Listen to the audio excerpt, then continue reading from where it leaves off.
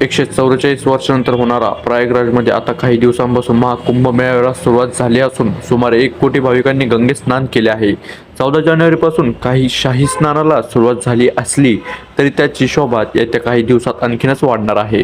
तुम्हाला सांगतो, आज महाकुंभाची जगभरातील अनेक मोठ्या व्यक्तींनी देखील भाग घेतला होता, ज्यामध्ये ॲपलचे माजी संस्थापक स्टीव्ह जॉब्स यांच्या पत्नी होत्या. प्रयागराजच्या पवित्र भूमीवर वर्षी महाकुंभ आयोजित केला जात आहे हे आपणा सर्वांना माहीत आहे, परंतु कुंभ वेगवेगळे आयोजित केले जातात. अनेकांना माहीत नसेल. या लेखात आज आपण महाकुंभ आणि कुंभमेळ्यातील काय फरक आहे ते जाणून घेणार आहोत. महाकुंभ आणि कुंभमेळ्यातील फरक म्हणजे साधारणपणे दर 12 वर्षांनी कुंभ आयोजित केला जातो, परंतु या कुंभातील प्रयागराजच्या भूमीवरती 2025 मध्ये महाकुंभ आयोजित केला जात आहे.